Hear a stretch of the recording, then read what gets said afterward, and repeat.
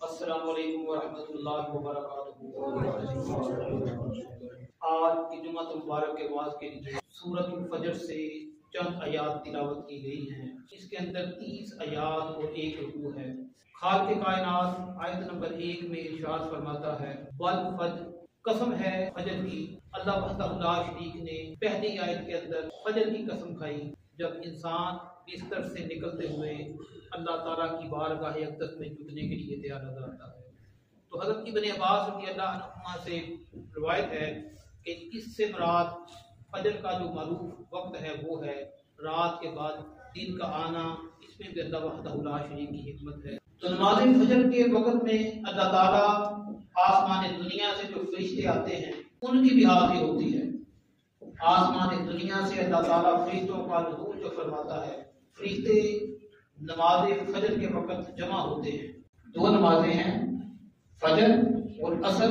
ان میں آسمان دنیا سے جو اللہ تعالیٰ فرشتوں کے لشکر بھیجتا ہے وہ جمع ہوتے ہیں، اور رات کے فرشتے جب واپس جانے لگتے ہیں تو وہ فجر کی نماز کے بعد جاتے ہیں۔ فجر کے فرشتے جب وہ واپس جانے لگتے ہیں تو عصر کی نماز اہل ایمان پڑھ رہے ہوتے ہیں۔ تو اللہ تعالیٰ فرماتا ہے فرشتوں میرے بندوں کو کس حال میں پایا؟ تو وہ عرض کرتے ہیں باری تعالیٰ جب ہم آئے تھے اس وقت بھی نماز پڑھ رہے تھے، اور جب ہم واپس آئے اس وقت بھی تیرے بندے تجھے یاد کر رہے تھے۔ وَلَيَالٍ عَشْرٍ، اور 10 راتوں کی قسم۔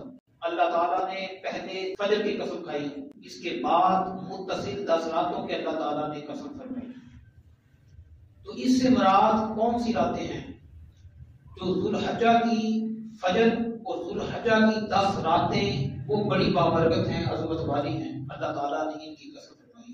وَلَيَالٍ عَشْرٍ سے مراد ذوالحجہ کے دن، جو 10 دن ہیں یہ مراد ہیں، اور اس کی جو 10 راتیں ہیں وہ مراد ہیں۔ وَلَيَالٍ عَشْرٍ سے مراد ذوالحجہ کی جو 10 راتیں ہیں وہ عبادت کے اعتبار سے ایسے ہی ہے جیسا کہ لیلۃ القدر میں ثواب والوں کو ثواب دیا جاتا ہے۔ تو 10 راتوں میں عبادت کرنے والوں کو اللہ تعالیٰ لیلۃ القدر کے برابر ثواب عطا فرماتا ہے۔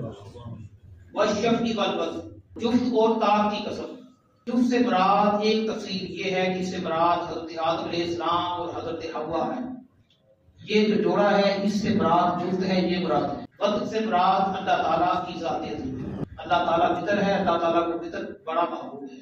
کہ جفت سے مراد وہ نمازیں ہیں جو 2 اور 4 کر کے پڑھی جاتی ہیں، اور وطر سے مراد وطر تاک کو کہا جاتا ہے، اس سے مراد نماز مغرب ہے جو تاک پڑھی جاتی ہیں، 3 رکعت پڑھی جاتی ہیں، یا جو نمازیں وطر پڑھے جاتے ہیں وہ بھی عشاء کے ساتھ 3 رکعتیں پڑھی جاتی ہیں۔ تو اس سے مراد جو جفت نمازیں ہیں اور جو تاک نمازیں ہیں یہ اللہ تعالیٰ نے اس کا ذکر خیر فرمایا۔ باہر کیف یہ تو جہاد ہیں جو مفسرین کرام نے بیان فرمائی ہیں، جن کا تذکرہ میں نے آپ کے سامنے پیش کیا۔ وَلَيَالٍ عَشْرٍ، اور رات کی قسم جب وہ گزرے۔ تو ان چاروں یاد میں اللہ وحدہ لا شریک نے قسم فرمائی، بعد میں کلام کا آغاز فرمایا۔ یہ دستور ہے کہ عرب والے جس چیز کو عظمت والی سمجھتے ہیں، گردانتے ہیں، ان کی وہ قسم کھاتے ہیں۔ تو اللہ وحدہ لا شریک نے ان آیات میں اپنی توحید کے دلائل بیان فرمائے۔ اللہ تعالیٰ جس کی قسم فرماتا ہے وہ چیز عظمت والی ہوتی ہے، شان والی ہوتی ہے، بزرگی والی ہوتی ہے۔ تو جسے عرب والے مقدس جانتے ہیں وہ اس کی قسم کھاتے ہیں۔ تو یہ چیزیں عرب والوں کے نزدیک بھی مقدس ہیں، بہتر ہیں، عظمت والی ہیں، شان والی ہیں، وہ بھی ان چیزوں کی قسم کھاتے ہیں۔ تو اللہ وحدہ لا شریک نے کلام میں قسم فرمائی۔ 4 قسموں کا تذکرہ میں نے آپ کے سامنے ذکر فرمایا جو ان آیات میں گزرا۔ ہر فی ذالک کا قسم لذی ہے، تحقیق ان کے اندر اللہ وحدہ لا شریک نے قسم رکھی ہے ان کے لیے جو عقل والا ہے۔ ہر اس شخص کے لیے جو عقل رکھتا ہے اللہ تعالیٰ نے ان چیزوں کے اندر اس کے لیے قسم رکھ دی ہے۔ جو اہل عقل ہوتے ہیں، عقل واحد چیز ہے، عقل ہی ہے جس سے رب تعالیٰ کی معرفت حاصل کی جا سکتی ہے۔ عقل سے ہی اللہ وحدہ لا شریک کو پہچانا جا سکتا ہے۔ الم تر کیف فعل ربک بعاد، آج قوم گزری ہے، اللہ وحدہ لا شریک نے اس کا ذکر خیر فرمایا۔ اے پیارے محبوب، کیا آپ کو خبر نہیں ہے کہ آپ کے رب نے آج کے ساتھ کیا معاملہ فرمایا؟ آج والے ایک قوم گزری ہے جس کو اللہ وحدہ لا شریک نے نیست و نابود فرمایا۔ ارم ذات العماد، ارم جو ہے وہ آج کا جو دادا ہے اس کو ارم کہا جاتا ہے۔ ذات العماد بڑے ستونوں والے تھے، ان کے قد یوں دکھائی دیتے تھے جیسے کوئی لمبے چوڑے ستون ہوتے ہیں، لمبے لمبے ستونوں والے، ان کی طاقت کا اندازہ لگایا جا سکتا ہے ان کا جسم کتنا بڑا ہوگا کہ ان کو ستونوں کے ساتھ تشبیہ دی گئی ہے اس آیت کے اندر۔ ارم ذات العماد، اور اللہ وحدہ لا شریک نے ان کا تذکرہ کیا ہے کہ ان کے قد اتنے لمبے تھے جیسے کوئی ستون ہوتا ہے۔ حضرت آدم علیہ السلام کا جو قد ہے اس کا ذکر ملتا ہے کہ حضرت آدم علیہ السلام کا قد 60 ذراع تھا۔ یہ عربی کے اندر اس یہاں سے لے کر یہاں تک اس کو ذراع کہا جاتا ہے، اور 60 ہاتھ، یہ ہاتھ جو ہوتا ہے اس سے یہ 1.5 فٹ کی پیمائش ہے، 18 انچ، یہ یہاں سے یہاں تک پیمائش 18 انچ بنتی ہے۔ تو 18 کو 60 سے ضرب دیں تو آدم علیہ السلام کا قد کا نقشہ آپ کے سامنے پیش ہو سکتا ہے۔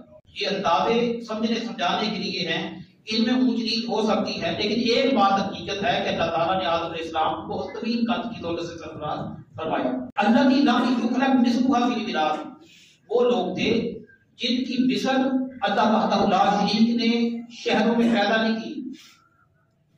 اللہ وحدہ لا شریک نے ان جیسے اس وقت میں کوئی دوسرے نظر نہیں آتے تھے۔ ان کے قد کا ذکر کیا جا رہا ہے، ان کی جسم میں جو طاقت ہوگی اس کا اندازہ کون لگا سکتا ہے کہ بڑے طاقتور تھے۔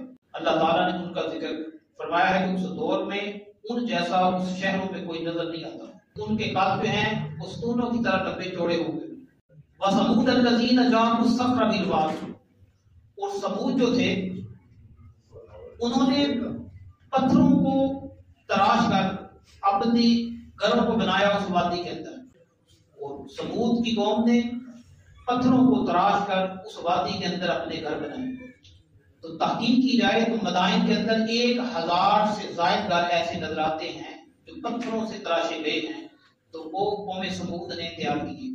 یہ قوم ثمود ہے کون، اس کو بھی سمجھ لیں۔ حضرت صالح علیہ السلام کی قوم کو قوم ثمود کہا جاتا ہے۔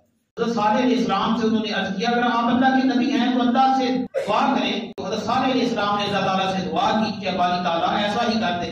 پہاڑ جو ہوتا ہے وہ شک ہوتا ہے، وہاں سے اونٹنی حاملہ پیدا ہوتی ہے، باہر نکلتی ہے اور چیزیں مارتی جیسے ان کی فرمائی تھی، وہ ایسے ہی اللہ وحدہ لا شریک کو اونٹنی کو ان کے سامنے کر دیتا ہے۔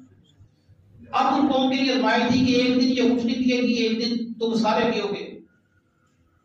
انہوں نے دیکھا کہ اونٹنی ایک دن کنویں کا سارا پانی پی لیتی ہے، تو اتنا دودھ دیتی ہے اگلے دن کہ سارے جتنے لوگ تھے سب کو سیراب کر دیا جاتا ہے۔ اس اونٹنی کے دودھ میں اتنی برکت اللہ نے ڈالی، سارے کے سارے سیراب ہو جاتے ہیں۔ تو پھر اس قوم کے بدبخت جو تھے انہوں نے چاہا کہ اس اونٹنی کو ہلاک کر دیا جائے، تو اللہ تعالیٰ نے ناقابلہ فرمایا یہ اونٹنی اللہ تعالیٰ کی نشانی ہے، اسے اذیت نہ دینا، تکلیف نہ دینا، فائدہ اٹھاتے چلے جاؤ۔ لیکن انہوں نے اللہ وحدہ لا شریک کی اس نشانی کو پامال کرنے کی کوشش کی، نیست و نابود کرنے کی کوشش کی، اور اس کی پونچھیں کاٹ ڈالی اور اسے بے دردی کے ساتھ مار دیا۔ پھر عذاب مقدر بن گیا۔ جب اللہ تعالیٰ کی طرف سے معجزہ دکھا دیا جاتا ہے پھر بھی کوئی قوم نہ مانے، اذیتیں دے، تکلیفیں دے، معجزے کی قدر نہ کرے، تو اللہ وحدہ لا شریک پھر ان کو نیست و نابود کر دیتا ہے۔ تو اللہ تعالیٰ نے ان کے ساتھ ایسا کیا، اور ایک چنگاڑ حضرت جبریل امین کی آواز کی صورت میں ظاہر ہوئی جس نے ساری قوم کو جو نافرمان تھے ان کو ہلاک کر دیا۔ وَفِرْعَوْنَ ذِي الْأَوْتَادِ، اور میکوں والا فرعون تھا۔